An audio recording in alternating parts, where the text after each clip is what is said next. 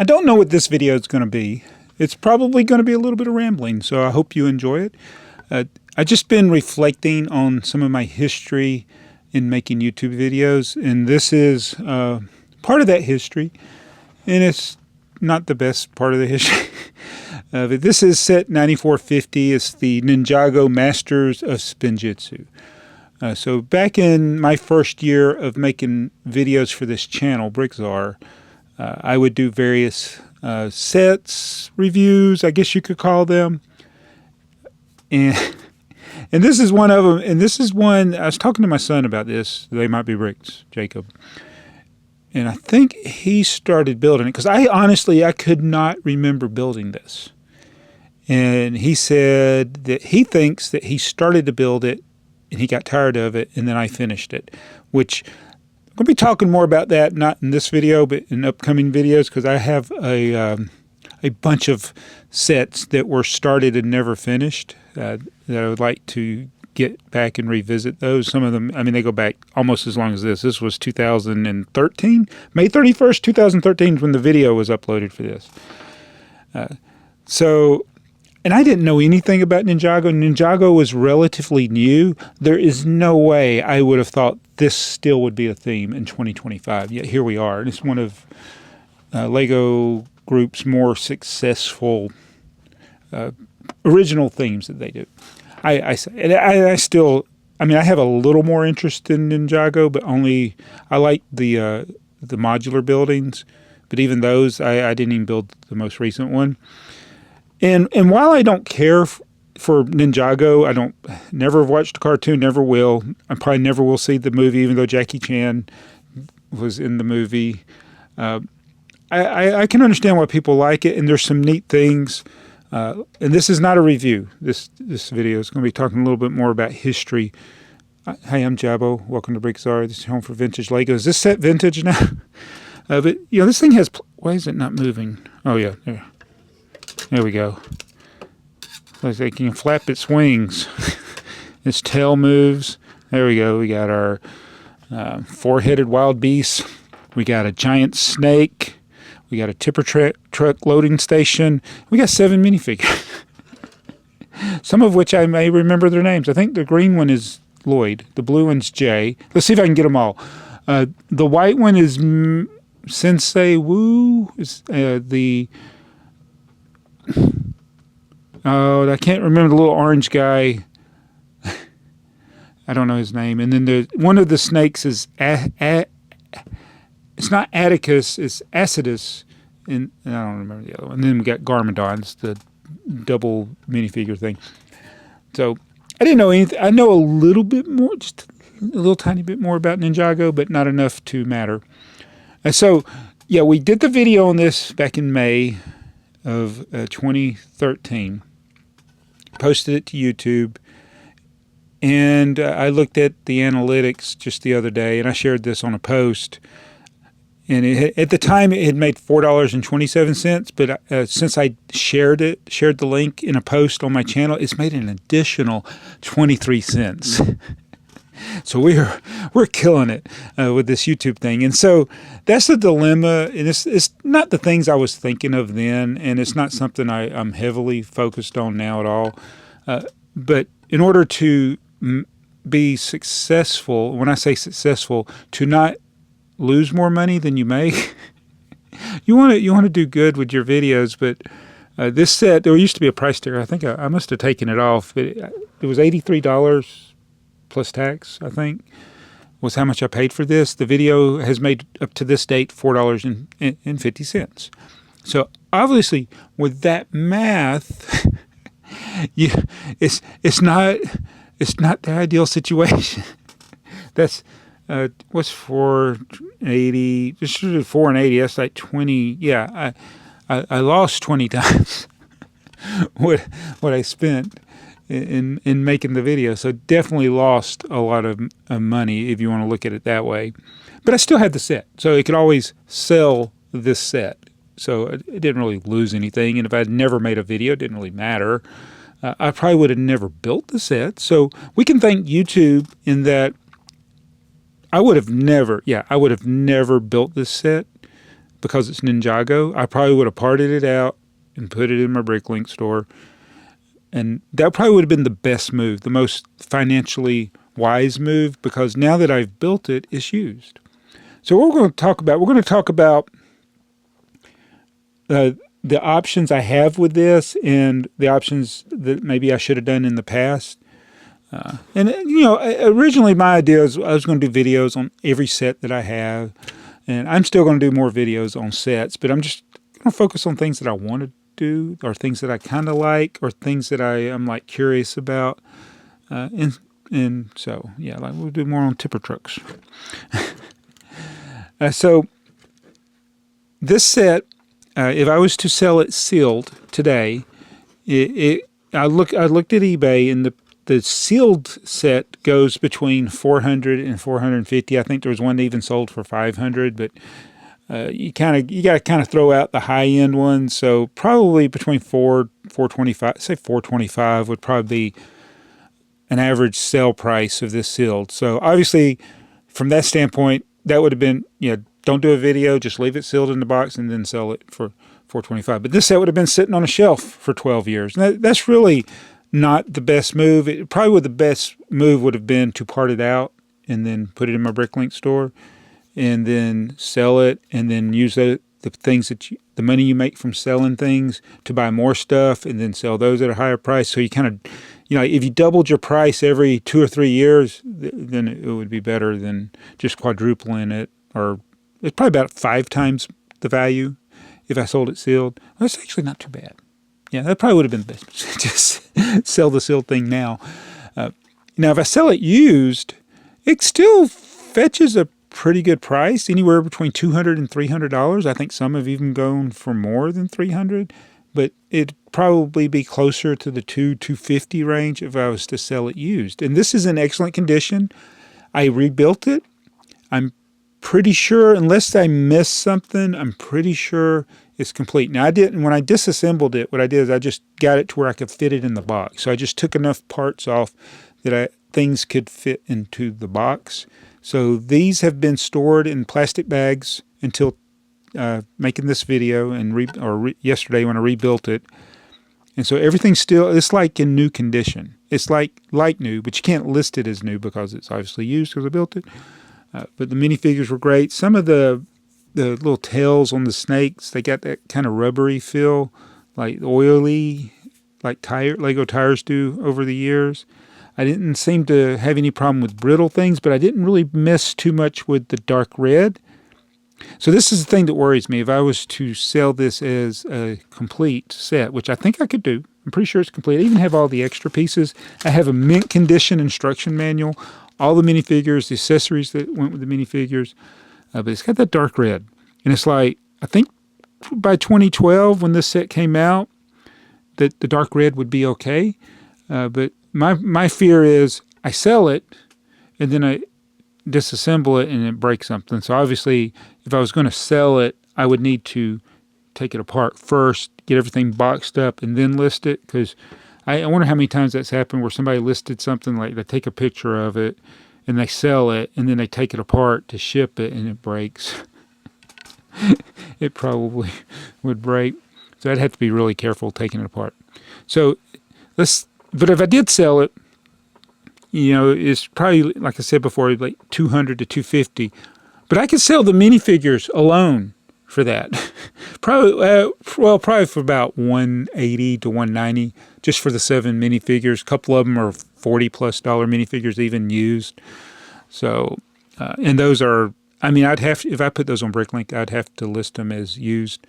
But they're basically just were assembled the one time and then stored away in bags, and then I did this video, and I'm going to put them right back in the bags when I get done with this video.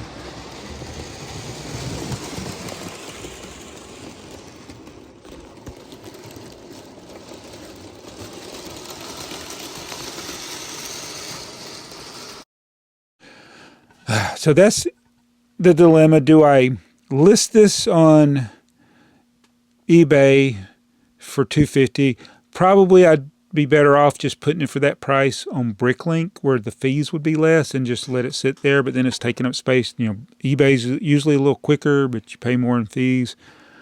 But I could get all that, most of the money that I would make in eBay if I just put the figures on in Bricklink as used figures. But then I'd have to deal with all the rest of the parts here. There's some pretty cool trans green in here. Yeah, those things I think about. And so, I've been doing this YouTube thing for a while, and obviously I was never going to make it as a Ninjago YouTuber. We'll leave all that to Generic Stud. Let him do it. So you would hope, like, if you're doing videos like just for the fun of it, that's cool. That's pretty much what I do. But if you're trying to like justify the expense, you want to at least make back what you spend.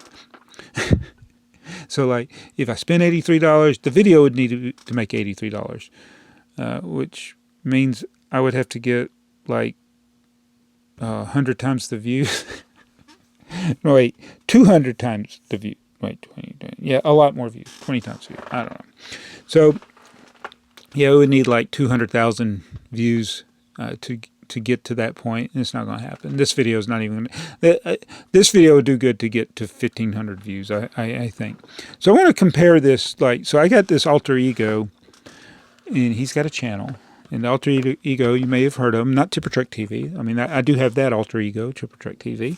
That channel makes no money because it's not monetized, but I enjoy making those videos, and I want to continue making the videos there. But my channel that really drives everything that I do, as far as it helps me justify the expenses, and it gives me the expenses that I can, or the income that I need those expenses to have tax write-offs.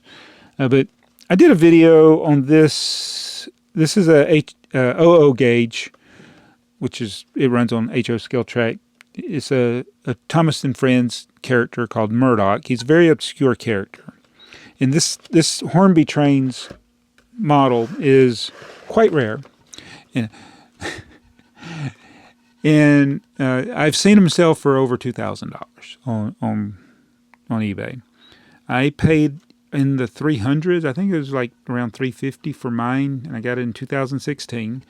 I actually saw one sell probably 4 or 5 years ago. It might have been during the pandemic. One sold here in the U.S. for less than $80. I was so sick because I was looking for something else that Hornby made, and I looked and I saw some completed listings, and somebody had all of the Thomas and Friends characters, and they sold them individually, and not one of them went over $100. And I was like, ooh, I wish I'd seen that, because I would have bought all of them probably, because they are very expensive now. So anyway, so I spent a lot more money on this than I did this, but I still got a good deal. And if I was to take this and sell on eBay, it's got one repair that I need to make to it. It's just a wire came loose and needs to be resoldered, but other than that, it's still in pretty good condition. Yeah, I could sell it for 4 figures at least over 1,000. I don't know if I could get the 2,000 that I've seen it go for, but it's possible. I mean, that one was used as well. But so I could get my money back. I can get my money back on this.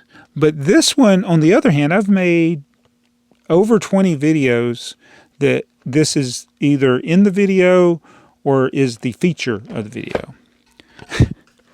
And those videos have made thousands of dollars. So it's more than paid for itself. In fact, you know what I should do? I should just go make another video with this. I haven't got a 1 million view video in a while with this. So I have two. I got 2 videos that got over 1 million views with the I should put it up here. The Hornby Murdoch. Again, no relation to Ninjago, but it just shows you how if you do the right thing, and it's a niche enough thing that not everybody has this thing. And so when people go searching for that, they're more likely to find your video. Whereas if I do something that a lot of people have, it's as people use the word, saturated. But even if it's saturated and a lot of people are doing it, if you do the video in a way that people enjoy, it won't matter. It'll still do good even if a lot of people are doing it. Just be your own person. I try to be myself, but yeah. So what I've learned then is I never learn. I just keep doing these things. So yeah, you got to enjoy it, and I do enjoy making my Thomas and Friends video. I feel like I'm going to break this thing. That would make me sad. If I broke the Ninjago thing, I wouldn't be sad. But so I've been doing the YouTube thing for a while, and do if I want to make successful videos, I would do more with that guy and less with these guys. So let me know in the comments what you think I should do. I'm leaning to, before I started filming this, I was like, I am going to just put this on eBay. I took pictures of everything. I want to have these where I can list it. I'm going to take it apart before I list it. But now that I'm thinking about it, the easiest thing to do would be just sell the figures and then just break this stuff down, put it into my collection. But you let me know what you think I should do. So I guess this video is more like a podcast style for me, and I do some of these ramblings. Sometimes I consider questions. If you have a question, use the hashtag #BAT. I need to get back to answering your questions you have for me. I saw they have this new feature on YouTube where you can create a course. And I'm not talking about, I think some people might put their courses behind a paywall, but I was thinking I could redo my Bricklink tutorials or other tutorials and then have a playlist that's like a course, because anytime YouTube rolls out a new feature, the best thing to do is to do whatever it is to use that feature, because we found that out with the A-Full podcast when they were rolling out the podcast feature. Our podcast was getting pushed way more than it needed to. And we were getting 100,000 views on our podcast for at least a couple of minutes. But, that was never sustainable. But it was because we were using that new feature, it got in front of more people. Of course, only A-Fulls continued to watch it, not the people that... I think they thought we were a snack food channel, and they were pushing it out to the wrong people. But anyway, so I was thinking I need to create some tutorials. You got to have at least 3 to create a course playlist. And they view it differently. It's like a playlist. It can be a playlist, but it's also a course. But it's got to be 3. You got to have at least 3 in the playlist for it to be a course. So I got to come up with 3 things and make 3 videos. And boy, it sounds like too much work. I don't know if I'll do that. So that was one thing that was rambling through my brain. And another thing I've been thinking about here recently is I've cut back on buying Lego. I have made some Bricklink purchases. There will be 2 or 3 packages coming from Bricklink. They're not very big orders, just trying to get tipper trucks or complete some vintage sets. I have a vintage set that I've been wanting to do a video on for a while. I kind of did a short featuring it, but I'm missing one piece. So I want to get, not the theme. I'm missing a Lego element that I want to get. And so I got a Bricklink order coming for that. But I have not bought any new Lego. Now, there are sets that I want to buy. I want to buy the Charlie and the Chocolate Factory when it comes out, but I probably won't. I want to buy the new train, but I haven't. There's things that have been on shelves for a while that I would like to get, but are way too expensive, like the Avengers Tower. But I've done pretty good not buying new Lego. We're almost to the end of August, and I've not bought anything from Lego since early July, I think. So I've done pretty good. And I've not bought anything from Amazon or Target recently. So cutting back on Lego and continuing to work hard at selling things to get some more order to the basement. And so, this is one of those things that needs to go. And so I'll look at your comments. I'll kind of decide what I want to do with this. I am leaning towards just putting the figures in the Bricklink store and then just, I don't know. I don't like the listings where people sell, like they'll sell the minifigure separate and then just sell the set. The fact that when I looked at on Bricklink, there were some sets of this that had no minifigures. It was just this stuff, or they were missing one of the builds from this. That's the kind of thing that probably should just go on eBay instead of Bricklink, because you do on eBay, you can just take a picture. I'm just selling this stupid snake here. You can buy it. I don't know what the best thing to do is. So I want to talk about one other thing. It's been kind of a sad year and that's why it's one of those things that's kind of contributed to me having a different view of my collection. We've lost my sister, we lost my dad this year, and still dealing with that. And it feels weird even talking about it, but I lost other people this year too. So not directly related to me. So one of my workmates passed away, and he was young. He was about 10 years younger than me. He had cancer. And there's some photos. You can find them on Instagram. I may have included them in a video. I'm not sure which one, but he wanted a tipper truck. Because I don't know how it came up. I had some that were broken. This is the one from Tipper Truck TV because it's got a broken corner. But I had some with some of the pieces I've acquired over the years that the pieces got broken on the way here. I dropped some and broke some at one point. But he wanted me to fix one. So and he wanted to buy it. He wanted to buy one, and I got the pieces together. I glued the tipper back together, and then I put a little label on it. I gave it the number 10001 is what I put on the back on one of the yellow bricks, and I gave it to him because it's $5 of parts, and it's like he's my workmate. And I gave it to him. He called it Dr. Tipper, and so he sent me pictures of it with him when he was getting some of his cancer treatments, and he took it with him to the hospital. And sadly, the cancer got the better, and it's really. He was such a good person, and a smart person, and a good family man, and smartest person I've ever worked with. And it's just tragic and sad. So, he was young. It's like when my dad lived a long life, lived a rough life. When I say a rough life, he had a lot of accidents, like not from being old.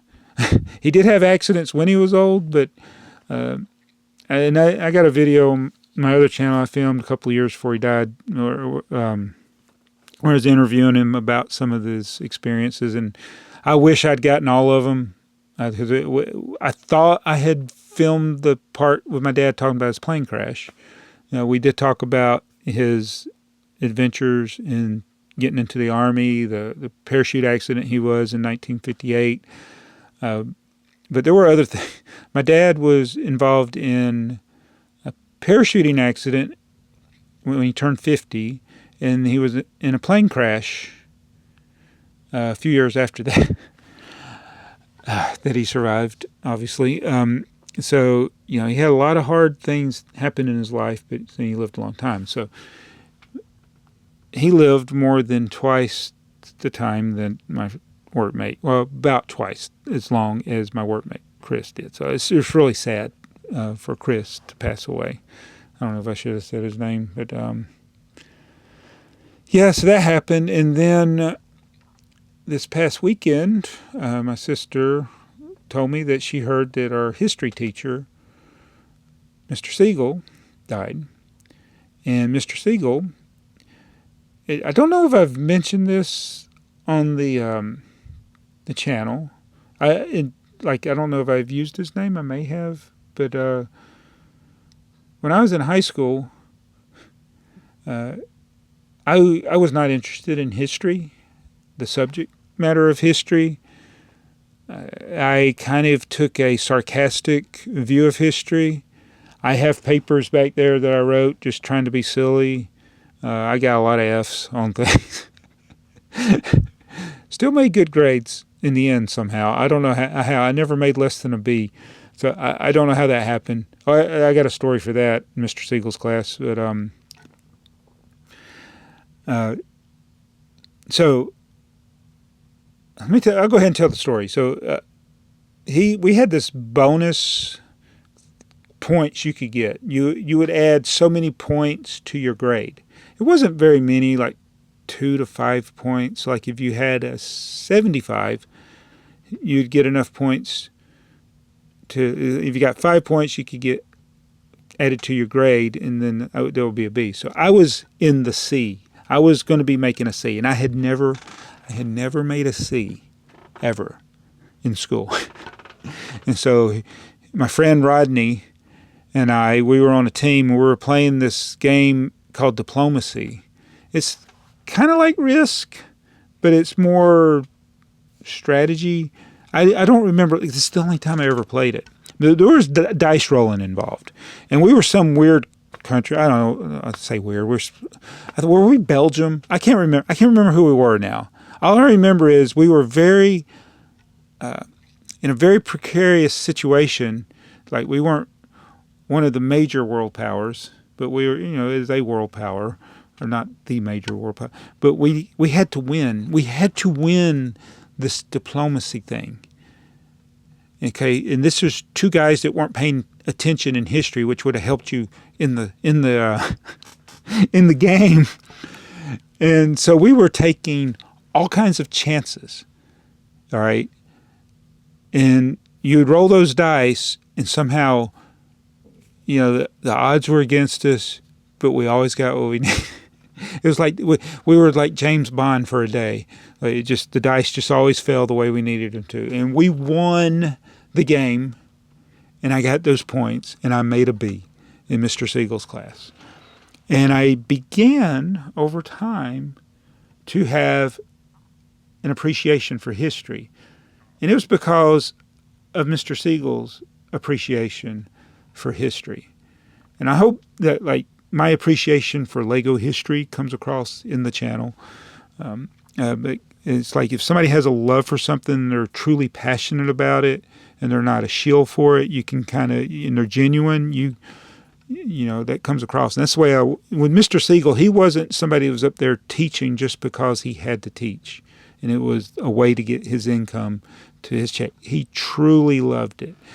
And it came across. And through that time with him, I began to have an appreciation for history.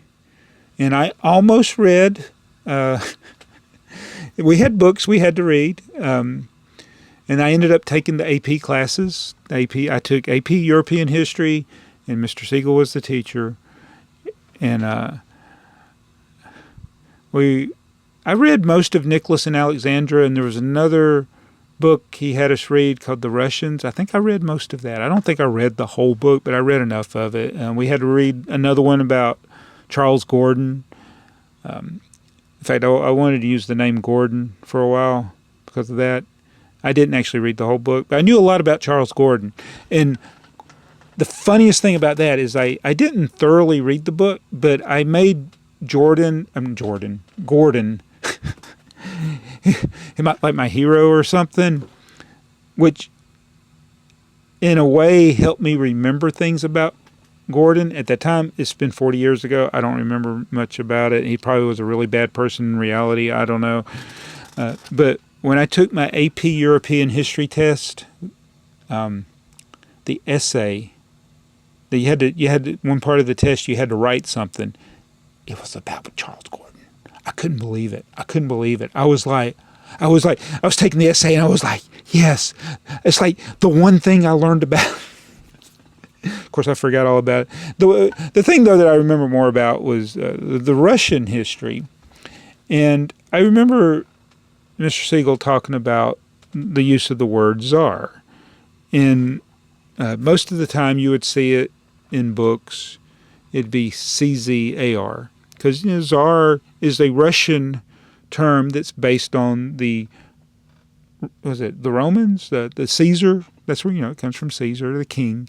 And so the Tsar, the rulers for centuries in Russia, the CZAR is the way we would see it in English. But really, he's worded it like the correct, or the more accurate one was TSAR. And I think that's the way that guy that wrote the Russians, I think that's the way he used it. Maybe I'm wrong. Anyway, it's 40 years ago, and I haven't read it since then. But anyway, so that TSAR, that became my thing. I was like, oh, I'm going to use that, TSAR. I just like the way that Like, say, CZ looks cool because it's a C and a Z next to each other. I mean, how often do you see that? But I thought that for some reason, that TS at the beginning of a word, I just liked it. And so I started using Czar. I started using Czar on, like, papers. I'd write it on papers. One of the things I wish I'd gotten a picture of years ago, I put it on the wall under the carousel at Six Flags with double-sided sticky tape. So it was up on a wall high where you couldn't easily reach it. And I just wonder if that was still there.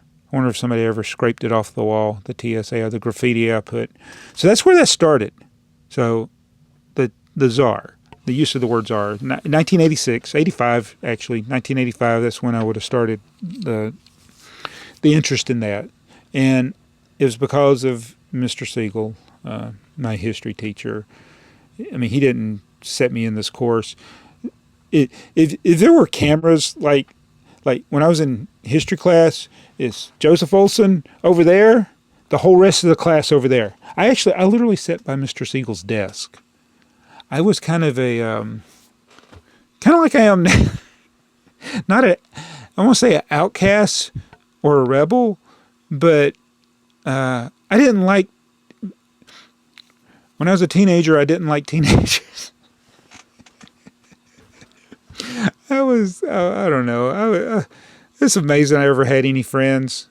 Rodney was a good friend. And when I look back, there were some good people in my class. And so in the spring of 1986, we went on a class trip. Mr. Seagull took me, Rodney, Dave, Sparky, Chris, Michelle, and Tanis. We all went to London, and we went to Canterbury, went to the White Cliffs of Dover, but it was a historical trip.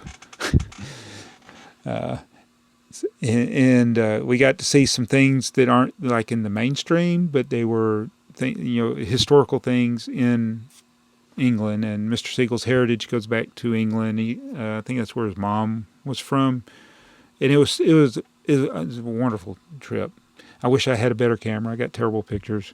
I took a picture of some kid wearing Converse, Magic Johnson Converse, because that's what I had. I literally was wearing Magic Johnson Converse when I was in England. So it was neat to see another kid with those on. I was 17.